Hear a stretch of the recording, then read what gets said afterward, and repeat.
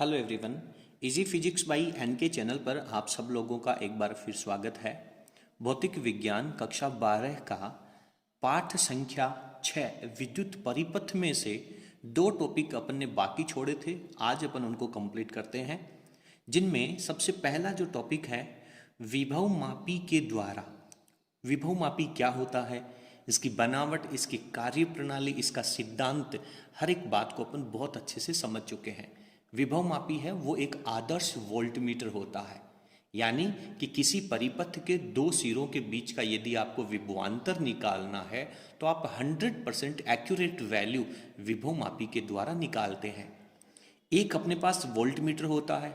Voltmeter का उपयोग भी किसी परिपथ के दो सिरों के बीच का विभवांतर निकालने के काम में आता है, लेकिन विभव मापी जो है वो एक आदर्श वोल्टमीटर है, परंतु वोल्टमीटर है वो एक्चुअल रीडिंग नहीं देता है, उससे थोड़ा सा कम मान देता है।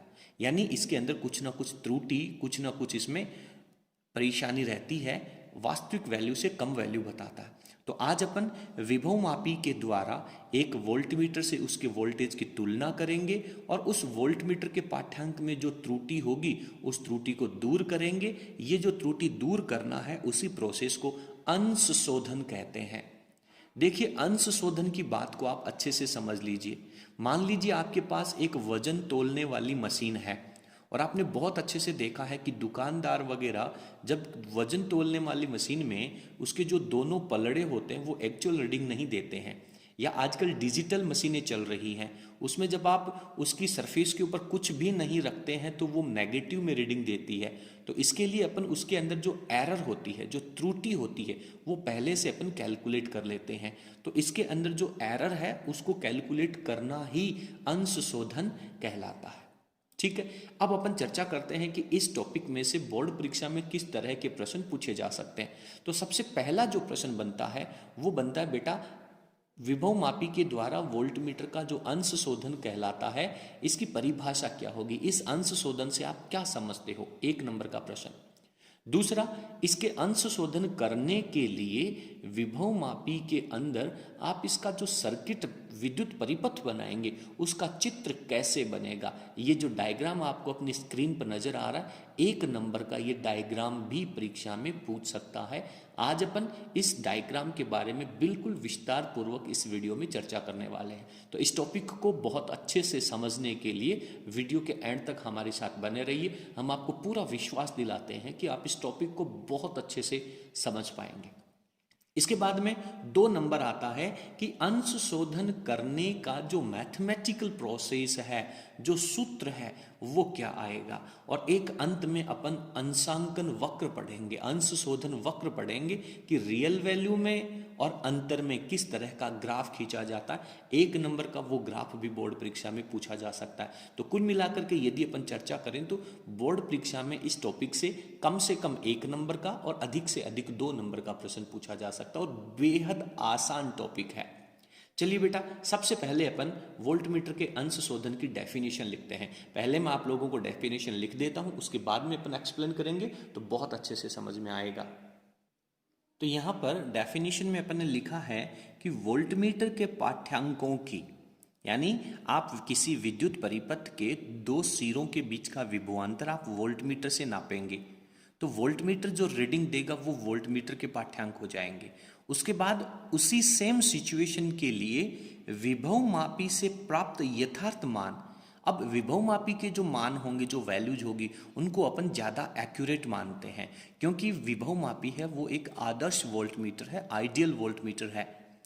तो वोल्टमीटर की जो रीडिंग है उनको विभव मापी की जो रीडिंग है उनके साथ तुलना करेंगे। देखिए, बहुत सिंपल डेफिनेशन है, कोई समझने की, विचार करने की जरूरत ही नहीं है। अंशशोधन किसका करना है, वोल्टमीटर का। तो वोल्टमीटर जो रीडिंग दे रहा है उनको ले लो।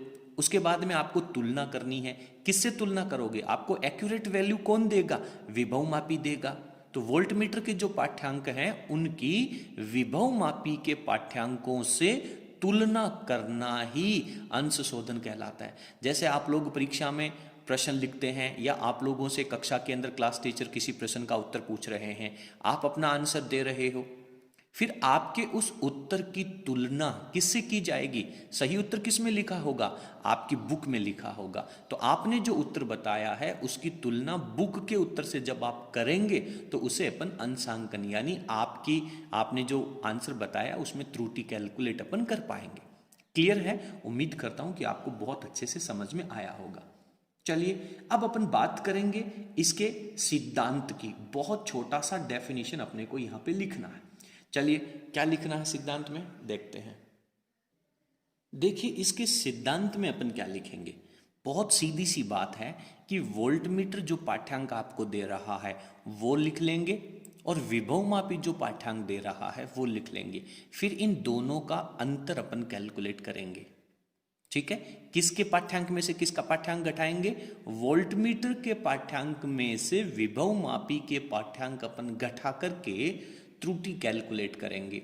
और वो जो त्रुटि है, वो जो त्रुटि आपके पास आई है, वो जो डिफरेंस आपके पास आया है, उस डिफरेंस का वोल्टमीटर के पाठ्यांक के साथ में अपन ग्राफ खींचेंगे जिसे अंशांकन वक्र कहा जाता है।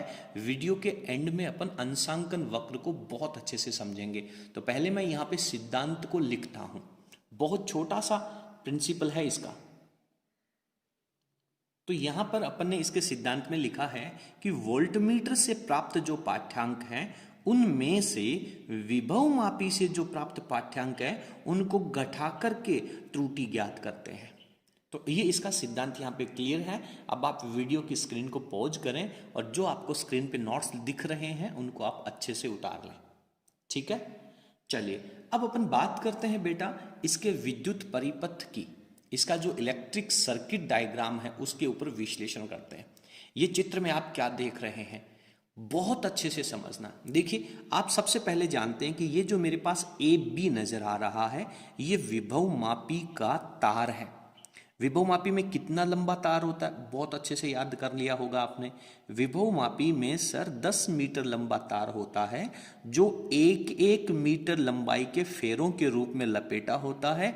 यहां पर अपन ने सुविधा के लिए इसको सीधा स्ट्रेट वायर मान लिया है, लेकिन ये इसकी लंबाई कितनी है? 10 मीटर है।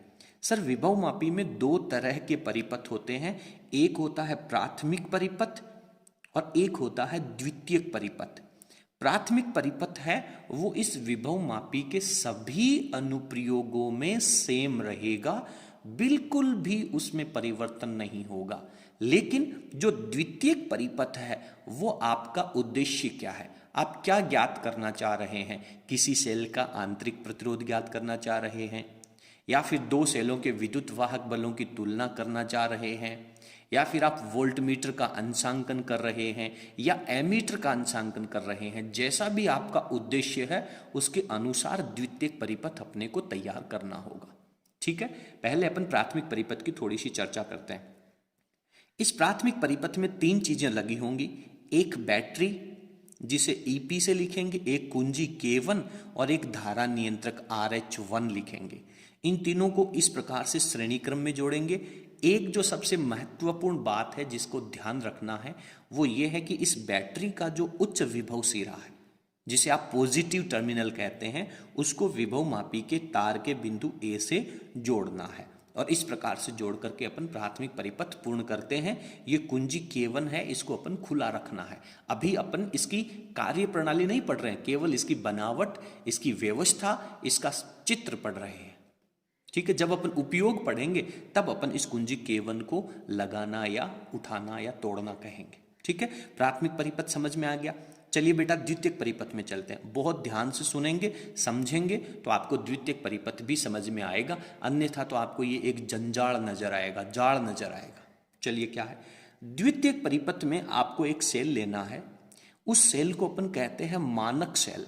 मानक सेल क्या होता है आप बहुत अच्छे से पढ़ के आए हैं।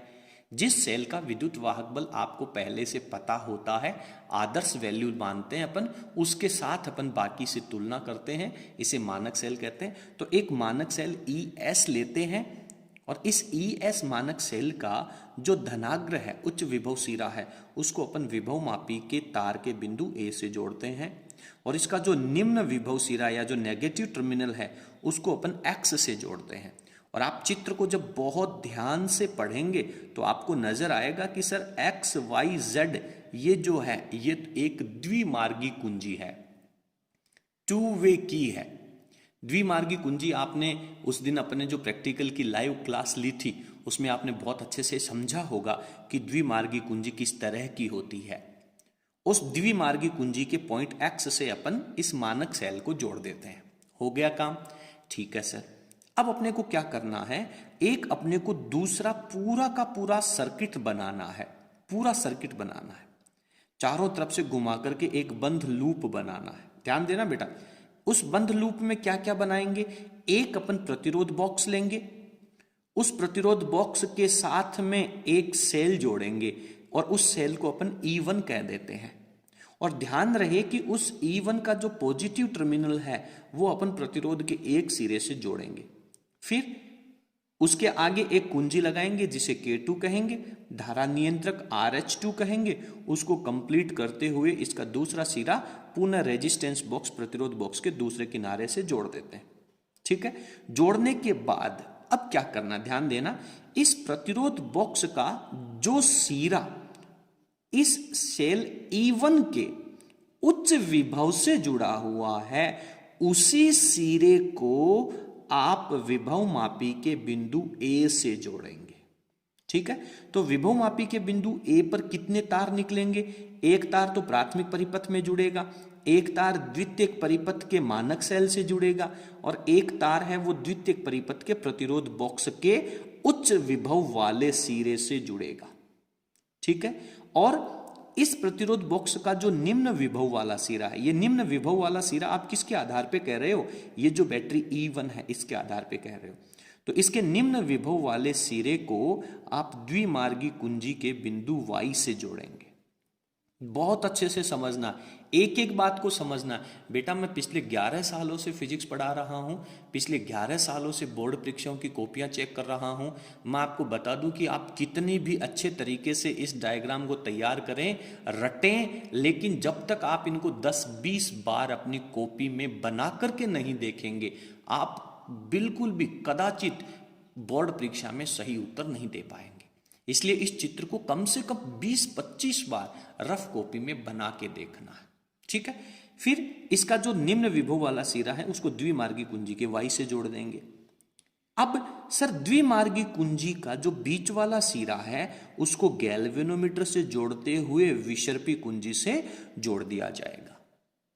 एक सबसे महत्वपूर्ण बात जो अभी भी इसमें बाकी रह रही है उसकी भी मैं चर्चा करूंगा, लेकिन मैं आपको बता दूं कि इस वीडियो के लिंक में डिस्क्रिप्शन में आपको इस चैप्टर के प्रत्येक बिंदु के जो वीडियो हैं उनका लिंक आप लोगों को मिल जाएगा। वहां से जाकर के पहले आप पहले पॉइंट से इस टॉपिक को तैयार करें, इस चैप्टर को तैयार करें, तब आपको आज का वीडियो है वो समझ में आएगा। जब तक आप विभव मापी, उसके सिद्धांत, कार्य प्रणाली, उसका मानकीकरण, उसकी सुग्राहिता, इन सबको नहीं पढ़ेंगे तब तक आपको ये टॉपिक समझ में नहीं आएगा। और इस डायग्राम को लिख लिख करके देखना है। ठीक है, अब इसमें क्या काम करना है, इसमें जो सबसे बेहद महत्वपूर्ण काम करना है वो ये है कि जिस वोल्टमीटर का आपको अंशांकन करना है उस वोल्टमीटर को इस प्रतिरोध बॉक्स के समांतर क्रम में जोड़ना है। और समांतर क्रम में कैसे जोड़ना है कि इस प्रतिरोध बॉक्स का जो सिरा उच्च विभव से जुड़ा हुआ है उस तरफ वोल्टमीटर का पॉजिटिव जोड़ना है और जिस तरफ इसका नेगेटिव सिरा या निम्न विभव सिरे से जुड़ा हुआ है उस तरफ वोल्टमीटर का नेगेटिव सिरा जोड़ना है। और ये जो वोल्टमीटर पाठ्यांक देगा उन पाठ्यांक को अपन V कहेंगे। तो अब आपने पहली बार इसकी बनावट अच्छे से पढ़ ली है। पहले बेटा मैं आप लोगों को नीचे अगली इस पेज को नीचे खिसका करके इसकी बनावट लिख देता हूं, आपने अच्छे से समझ ली है। आप पहले इस नोट्स को अच्छे से लिख लें ताकि आप अपने पेज में जब नीचे बनावट लिखेंगे तो बार बार इस चित्र को देख पाएंगे। मैं आप लोगों को बार बार ये डायग्राम है यहाँ पे नहीं दिखा पाऊंगा, मुझे कॉपी को नीचे स्किप करना है, तो आप उसी पेज में नीचे आप इसकी बनावट मेरे साथ साथ लिख लेना। ठीक है, अब बनावट में जैसा अभी अपने डायग्राम में जो चित्र आपने ऊपर बनाया है उसमें समझा था उसी के अनुसार अपन वर्णन करते हैं। इसको अपन थोड़ा शॉर्ट फॉर्म में लिखने का प्रयास करते हैं। अपन ने लिखा है कि विभव मापी के तार AB के प्राथमिक परिपथ में सेल EP, कुंजी K1 और धारा नियंत्रक RH1 को श्रेणी क्रम में जोड़ते हैं। सीधी सीधी भाषा है, चित्र देखो और चित्र में से लिख दो। द्वितीयक परिपथ में मानक सेल जो ES है उसका धनाग्र या फिर उच्च विभव सिरा कह सकते हैं, उसको A पर, और ऋणाग्र जो है उसको द्विमार्गी कुंजी के X से जोड़ते हैं। ठीक है, फिर द्वितीयक परिपथ में एक प्रतिरोध बॉक्स RB लेते हैं, उसको सेल E1 से जोड़ते हैं, कुंजी K2 और धारा नियंत्रक RH2 से जोड़ करके एक परिपथ पूर्ण करते हैं। फिर वही जो प्रतिरोध बॉक्स RB है, चित्र में देखें आप, आपके पास जो डायग्राम बना है उसमें देखें, प्रतिरोध बॉक्स RB का जो उच्च विभव शिरा है उसे विभव मापी के बिंदु A से, और जो निम्न विभव सिरा है उसको द्विमार्गी कुंजी के बिंदु Y से जोड़ते हैं। ठीक है, और द्विमार्गी कुंजी का जो मध्य बिंदु Z है उस Z को धारामापी से जोड़ करके और विसर्पी कुंजी J से जोड़ देते हैं, जिसे अपन जॉकी कहते हैं, J से जोड़ देते हैं। सबकी बात कंप्लीट हो गई। अंत में इसका जो सबसे महत्वपूर्ण पॉइंट है क्या, वोल्टमीटर को प्रतिरोध बॉक्स के समांतर क्रम में जोड़ते हैं। बात कंप्लीट है बेटा, दिक्कत इसमें बिल्कुल नहीं होनी चाहिए, आराम से अपने को इसकी बनावट है वो कंप्लीट करनी है। अब आगे चलेंगे अपन इसकी कार्य प्रणाली में। कार्य प्रणाली को समझने के लिए मैं पुनः आप लोगों को एक बार उसी डायग्राम पर लेकर के जाऊंगा। पहले अपन कार्य प्रणाली को अच्छे से समझेंगे, उसके बाद में कार्य प्रणाली को लिखते हैं। ज़्यादा बड़ा पार्ट नहीं है, लगभग आधा टॉपिक ये अपना कंप्लीट हो गया है, केवल कार्य प्रणाली और अंशांकन वक्र बाकी रहा है। चले अब इस चित्र में आ जाइए, देखिए अपने को क्या करना है। आप जब देखेंगे ना तो आपको कुंजी K1 खुली मिलेगी, ये जो द्विमार्गी कुंजी है इसके दोनों पॉइंट खुले मिलेंगे, विसर्पी कुंजी J है वो अलग रखी हुई मिलेगी, और ये जो कुंजी K2 है ये भी खुली मिलेगी। बाकी परिपथ अपने को कंप्लीट मिलता है। और मैं आप लोगों की जानकारी के लिए बता दूं कि ये 12th क्लास के प्रैक्टिकल सिलेबस में भी है। ठीक है, इस वर्ष भी रखा गया है। अब ज़्यादातर जो लेबोरेटरीज हैं उनमें इस प्रैक्टिकल को नहीं करवाया जाता है क्योंकि ये थोड़ा सा टफ पड़ता है। इसकी सिद्धांत आपने पढ़ लिया, इसकी बनावट पढ़ ली, इसकी कार्य प्रणाली अब अपन पढ़ रहे हैं। तो सबसे पहले क्या किया जाएगा, अब मैं तो ये कहता हूं कि आप लोगों को ये पूरा सर्किट डायग्राम जोड़ना भी आना चाहिए, क्योंकि जब कुछ समय पश्चात 5-7 साल बाद आप में से बहुत सारे फिजिक्स के लेक्चरर बन के जाएंगे तो आप लोगों के पास इतना नॉलेज होना चाहिए कि आप अपने बच्चों को प्रोवाइड कर सकें, उनको अच्छे से संतोषजनक तरीका बता सकें। तो सबसे पहले अपने को क्या करना है कि कुंजी K1 को अपन टच करेंगे, ऑन करेंगे, प्लग इन करेंगे। ठीक है सर, जैसे कुंजी K1 ऑन करेंगे, ये जो करंट की डायरेक्शन यहाँ पे दिखा रखी है, ये करंट इस सर्किट के अंदर प्रवाहित होना शुरू हो जाएगा। ठीक है, फिर अपन क्या करेंगे कि द्वितीयक परिपथ में ये जो मानक सेल लगा हुआ है जिसका विद्युत वाहक बल आपको पता है कितना है, ES है, तो इसको आप सर्किट में जोड़ेंगे। तो इसको जोड़ने के लिए ये जो द्विमार्गी कुंजी का X और Z पॉइंट है, इन दोनों के बीच में आप प्लग लगाएंगे और इसको ऑन करेंगे। जैसे आप इसे ऑन करेंगे और ये धारामापी से होते हुए विसर्पी कुंजी J से जुड़ा हुआ है। अब आप इस विसर्पी कुंजी को उठा करके इस AB 10 मीटर लंबाई के तार के अनेक बिंदुओं पर रखेंगे, और आप बहुत अच्छे से जानते हैं कि एक बिंदु ऐसा आएगा जिस बिंदु पर इस धारामापी में विक्षेप 0 हो जाएगा। और आप लोगों ने विभव मापी के सिद्धांत में बहुत अच्छे से पढ़ा है कि एकांक लंबाई पर विभव प्रवणता X का मान है, वो आप इस मानक सेल के द्वारा ज्ञात कर सकते हैं। तो इस सेल के लिए, इस ES के लिए आपके पास एक इक्वेशन आ जाएगी, एक संतुलन लंबाई प्राप्त होगी जिसे अपन L1 कह देंगे। अभी अपन कार्य प्रणाली में इसको लिखेंगे, पहले आप समझ लीजिए। ठीक है, तो आपके पास एक समीकरण बनेगी विभव मापी में, याद करो ES बराबर विभव प्रवणता को X से लिखते हैं इनटू संतुलन लंबाई को L1 कह देंगे। तो ES बराबर XL1 और X की वैल्यू निकालने के लिए L1 को डिवाइड में कर देंगे, उससे आपके पास इसकी विभव प्रवणता आ जाएगी। ठीक है, अब अपने को क्या करना है, अब आपको ये जो कुंजी XZ है इसको हटा करके छोड़ देना है, कुंजी K1 इसके अंदर ही रहेगी, धारा नियंत्रक में किसी प्रकार का कोई परिवर्तन नहीं करना। अब आप कुंजी K2 लगाएंगे, जैसे ही कुंजी K2 लगाएंगे आपको पता है कि ये जो द्वितीयक परिपथ में प्रतिरोध बॉक्स है और ये जो RH2 है, इनमें से होकर के धारा प्रवाहित होनी शुरू हो जाएगी। प्रतिरोध बॉक्स में से आप कोई ना कोई वैल्यू का प्रतिरोध बाहर निकाल लेंगे, यानी प्रतिरोध इसके अंदर कार्य में योगदान देगा, चालू हो जाएगा। फिर उस प्रतिरोध के सिरों के ऊपर इसमें धारा बहने के कारण ओम के नियम के अनुसार विभवांतर उत्पन्न होगा, V बराबर IR, और वो विभवांतर है उसकी वैल्यू अपन इस वोल्टमीटर के द्वारा नाप लेंगे। तो वोल्टमीटर का जो पाठ्यांक होगा उसको अपन V कह देंगे। ठीक है, और फिर आपने इस प्रतिरोध बॉक्स के दोनों सिरों को आपने विभव मापी से भी जोड़ रखा है। इसका उच्च विभव सिरा A पर है और निम्न विभव सिरा Y से है।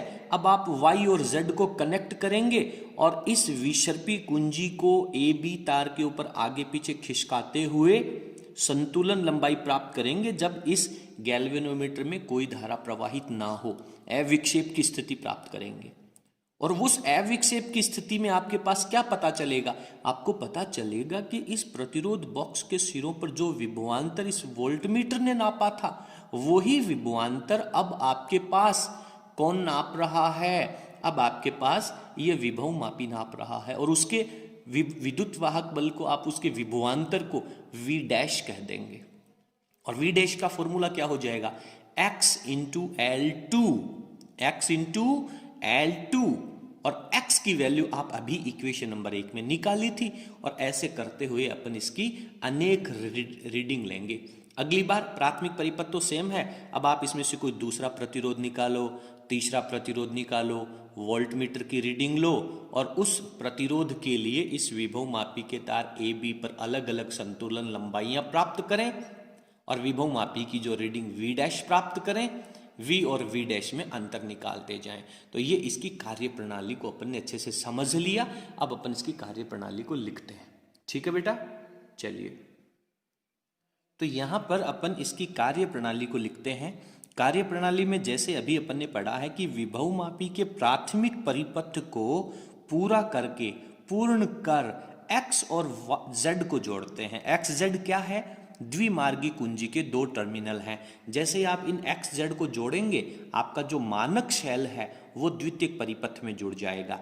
तो X और Z को जोड़ करके मानक शेल से विभव प्रवणता ज्ञात करेंगे। और विभव प्रवणता ज्ञात करने के लिए क्या करना पड़ेगा बेटा, ज्ञात करने के लिए विसर्पी कुंजी को तार AB पर आगे पीछे खिसका करके संतुलन लंबाई L1 प्राप्त करते हैं। ये पूरी कहानी लिखने की आवश्यकता नहीं है, समझनी है, कम से कम लिखना है।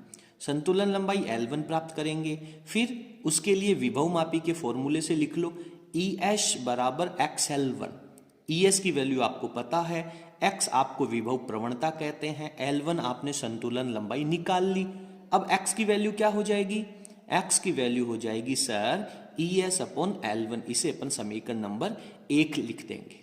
ठीक है बेटा, अब क्या करेंगे, अब अपन X और Z को हटाएंगे और Y और Z को जोड़ेंगे। X और Z को हटाएंगे और Y और Z को जोड़ देंगे। ठीक है, इसके आगे अपन लिखते हैं, अब Y और Z को जोड़ लिया। ठीक है सर, Y Z को जोड़ लिया। अब अपने को क्या करना है कि कुंजी जो K2 है उसको अपने को जोड़ना है। कुंजी K2 को जोड़ेंगे तो द्वितीयक परिपथ में जो एक प्रतिरोध बॉक्स लगा हुआ है उस पूरे लूप में धारा प्रवाहित होनी शुरू हो जाएगी। ठीक है, फिर प्रतिरोध बॉक्स में से कोई प्रतिरोध R अपन बाहर निकाल लेंगे।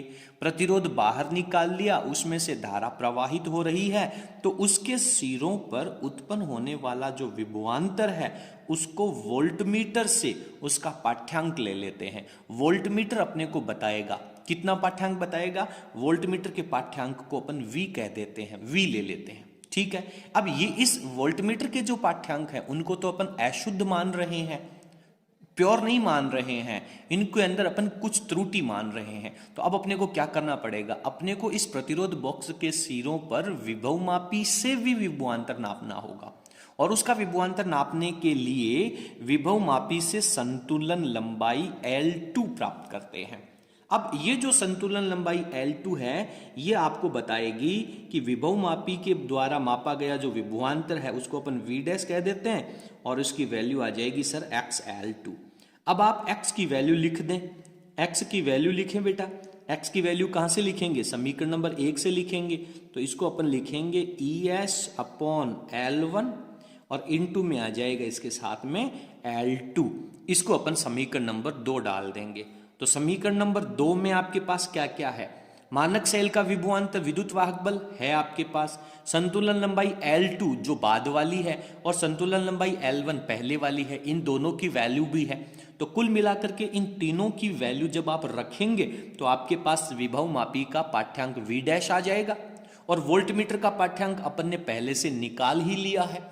तो इस तरह से वोल्टमीटर और विभवमापी दोनों का पाठ्यांक आ गया। और आपने सिद्धांत में क्या पढ़ा था कि अब अपन वोल्टमीटर के पाठ्यांक में से विभवमापी का पाठ्यांक घटाएंगे और वो जो त्रुटि आएगी उसे अपन लिख लेंगे। ठीक है, अब इसी तरीके से बार बार आपको क्या करना है, प्राथमिक परिपथ तो सेम रहना है, ये जो इक्वेशन नंबर 1 है ये आपके पास सेम रहनी है। अब आप क्या करेंगे कि प्रतिरोध बॉक्स में से R का मान कुछ बदल देंगे, दूसरा प्रतिरोध निकालेंगे, फिर आप कुंजी K2 को लगाएंगे, दूसरे परिपथ में धारा का मान चेंज हो जाएगा, वोल्टमीटर है वो कुछ अलग पाठ्यांक देगा, विभवमापी है वो कुछ अलग पाठ्यांक देगा, दोनों की फिर पाठ्यांक निकालेंगे और त्रुटि निकाल लेंगे। इसी प्रकार से आप फिर प्रतिरोध की वैल्यू को चेंज करेंगे। इस प्रकार से बार बार आप इन वैल्यूज को चेंज करते जाएंगे, आपके पास इसकी त्रुटि की वैल्यू आ जाएगी। कंप्लीट है, इतना अपने को यहाँ पे लिखना है। अब अपन त्रुटि की वैल्यू को और लिखते हैं। ठीक है, तो यहाँ पे मैं लिखता हूं त्रुटि, वोल्टमीटर के पाठ्यांक की त्रुटि। तो त्रुटि कितनी हो जाएगी, त्रुटि को मैं लिखता हूं यहां पर कि वोल्टमीटर का पाठ्यांक, वोल्टमीटर पाठ्यांक माइनस विभवमापी का पाठ्यांक, विभवमापी पाठ्यांक, और जो त्रुटि है उसको बेटा मैं डेल्टा V से कहता हूं। तो डेल्टा V बराबर क्या हो जाएगा, विभवमापी का पाठ्यांक V और वोल्टमीटर का पाठ्यांक V और विभवमापी का पाठ्यांक V डैश, इन दोनों का अंतर ले लेंगे तो ये आपके पास एरर आ जाएगी, त्रुटि आ जाएगी। तो इसके कार्य प्रणाली में केवल अपने को इतना सा ही पार्ट लिखना है। अब इसका एक बहुत छोटा सा पार्ट अंशांकन वक्र रह जाता है, उसको भी अपन अभी कंप्लीट कर लेते हैं। चलिए वीडियो की स्क्रीन को पॉज करें और अपने नोट्स को अच्छे तरीके से लिख लें। यहां पे अपन पढ़ रहे हैं अंशांकन वक्र। सबसे पहले अपने को अंशांकन वक्र की डेफिनेशन पढ़नी चाहिए। क्या कहता है कि वोल्टमीटर के पाठ्यांक V, एक तरफ तो आप x के ऊपर तो वोल्टमीटर के पाठ्यांक ले लीजिए, और पाठ्यांक त्रुटि, पाठ्यांक त्रुटि को किससे लिखा था अभी अपन ने, डेल्टा V से। डेल्टा V क्या था, V माइनस V डैश। तो पाठ्यांक त्रुटि, इनके बीच में खींचा गया जो वक्र होगा उसे अपन अंशांकन वक्र कह देंगे। चलिए अंशांकन वक्र को खींचते हैं, एक एग्जाम्पल लेते हैं और अंशांकन वक्र ड्रॉ करने का प्रयास करते हैं। ये मैंने y-x लिख लिया है, ये इन दोनों के ठीक बीचों बीच मैंने x-x को प्रदर्शित कर दिया है। बताइए बेटा x-x के ऊपर आप किसकी वैल्यू लेंगे, सर x-x के ऊपर वैल्यू ले लीजिए वोल्टमीटर का पाठ्यांक। तो यहाँ पे मैं लिख दूं, पूरा लिखूं क्या, वोल्टमीटर पाठ्यांक, वोल्टमीटर पाठ्यांक किससे लिखेंगे आप, V से लिखेंगे। इसको मूल बिंदु O कह दीजिए, और इस तरफ क्या लिखेंगे, इस तरफ लिखेंगे आप त्रुटि, त्रुटिपूर्ण पाठ्यांक।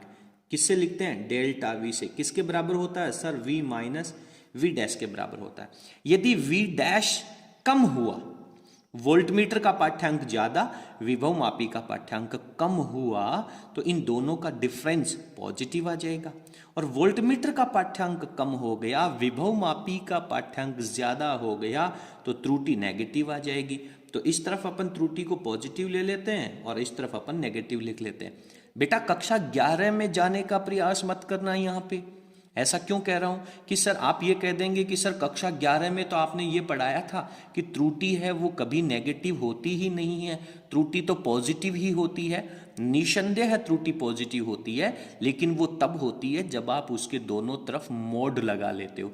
मैंने अभी डेल्टा वी के दोनों तरफ मोड नहीं लगाया है, तो जब तक मोड नहीं लगेगा तब तक त्रुटि है वो पॉजिटिव और नेगेटिव कुछ भी हो सकती है। तो अब इसका अपन कोई रैंडम वैल्यू ले लेते हैं। तो मान लीजिए वोल्टमीटर का पाठ्यांक कुछ आया 0.2 या 0.5, उस समय आपके पास त्रुटि पॉजिटिव थी, तो यहाँ ग्राफ आ जाएगा। इसके बाद में आप जैसे ही वोल्टेज बढ़ाएंगे कुछ और वैल्यू आ जाएगी। तो आप कुछ भी ग्राफ ऐसे ड्रॉ कर सकते हैं, इसमें कुछ विशेष याद रखने की आवश्यकता नहीं है। आप इस तरीके से पढ़ सकते हैं, ये आपके पास त्रुटि कुछ ऐसे चल रही है, ये ऐसे त्रुटि आ सकती है। इसको आपको कुछ भी याद करने की आवश्यकता नहीं है, डाटा कुछ भी हो सकते हैं। अपन ने एक एग्जाम्पल लिया है, अपन केवल एक एग्जाम्पल लेकर के ये बता रहे हैं कि अंशांकन वक्र होता क्या है, किसके बीच में खींचा जाता है, किस तरीके से लिखा जाता है। 1 नंबर का प्रश्न यहां से आपसे पूछा भी जा सकता है। तो इस तरीके से अपन ने वोल्टमीटर का जो अंशांकन है विभव मापी के द्वारा उसको थ्योरेटिकल रूप से कंप्लीट कर लिया बेटा। अब अपन इसके कुछ एग्जाम्पल हैं, कुछ सवाल हैं, कुछ संख्यात्मक प्रश्न हैं, न्यूमेरिकल्स हैं, उनको भी अपन कंप्लीट कर लेते हैं। एक प्रश्न अपन यहां से लेते हैं और उसके द्वारा इस टॉपिक को समझने का प्रयास करते हैं। चलिए आगे चलते हैं। आप वीडियो की स्क्रीन को पॉज कर नोट्स अच्छे से लिख लें। अब बेटा अपन एक काम करते हैं, सबसे पहले अपन एक एग्जाम्पल लेते हैं, उस एग्जाम्पल को आप और मैं सब मिल करके सॉल्व करते हैं। उसके बाद में आपको मैं एक एक्सरसाइज क्वेश्चन दूंगा होमवर्क का, वो भी आप लोगों को सॉल्व करना है। चलिए प्रश्न आपको अपनी स्क्रीन पे नजर आ रहा है। क्या कह रहा है देखिए बेटा कि वोल्टमीटर के अंशांकन प्रयोग में एक 1.1 वोल्ट विद्युत वाहक बल का मानक शेल लिया गया है। तो मानक शेल का जो विद्युत वाहक बल होता है उसको सर अपन ES से लिखते हैं, जिसकी वैल्यू 1.1 वोल्ट दे रखी है। ठीक है बेटा, फिर मानक शेल तार की 440 सेंटीमीटर पर संतुलन लंबाई प्राप्त होती है। तो संतुलन लंबाई, मानक शेल की जो संतुलन लंबाई है उसको L1 कहते हैं। ये आपके पास 440 सेंटीमीटर प्राप्त होती है। इसको मीटर में बदलने की आवश्यकता नहीं है। क्यों नहीं है? आप बहुत अच्छे से जानते हैं। आप फॉर्मूला देखें V डैश का, उसमें लंबाई है वो बटा में भी है और लंबाई गुणनफल में भी है। तो मात्रक को मीटर में बदलने की आवश्यकता नहीं है, आप बदल भी लें तो भी गलत नहीं है। किसी प्रतिरोध के सिरों पर विभवांतर नापने पर संतुलन लंबाई 190 सेंटीमीटर प्राप्त होती है। प्रतिरोध के सिरों के ऊपर विभवांतर की संतुलन लंबाई यानी L2 कितना है? 190 सेंटीमीटर प्राप्त होती है। वोल्टमीटर के पाठ्यांकों को अपन V से लिखते हैं। इसकी वैल्यू दे रखी है 0.5 वोल्ट। सवाल कह रहा है त्रुटि ज्ञात कीजिए। त्रुटि मतलब डेल्टा V चाहिए, और डेल्टा V क्या होता है? V माइनस V डैश होता है। इसकी वैल्यू अपने को फाइंड आउट करनी है। ठीक है सर, V की वैल्यू तो है हमारे पास, अपने को किसकी वैल्यू चाहिए? V डैश की वैल्यू चाहिए। तो सबसे पहले आप मुझे बता दें कि V डैश की वैल्यू क्या होगी। तो आप लिखेंगे कि सर V डैश जो है वो होता है ES upon L1 into L2। लिख लीजिए, ES का मान 1.1 अपॉन L1 का मान 440 इंटू L2 का मान 190। इसने इसको काट दिया, इस पॉइंट को आप हटाएंगे तो बटा में 10 लग जाएगा, और ये 11 को जब आप यहाँ पे काटेंगे तो ये आपके पास 1/4 और ये 19/10 हो जाएगा। आप सोल्व कर लें बेटा, 4 का भाग लगा लें पहले 19 में, तो आपको अच्छे से समझ में आ जाएगा। तो ये हो गया 4 चौक 16, फिर बच गया 30 आपके पास। 30 में 4 का भाग लगाओगे तो 7 चौक 28, 2 बच गया, फिर 5 चौक 20 और बट्टा में 10 रह गया। और 10 को आप अप्लाई करेंगे तो 0.475 वोल्ट आ जाएगा। तो इतना आपके पास V आ गया।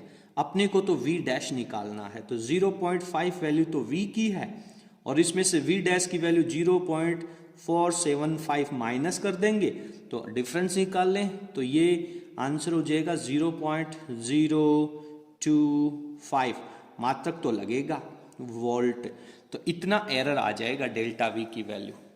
तो इस तरह से इस क्वेश्चन को अपन बहुत अच्छे तरीके से सॉल्व कर सकते हैं।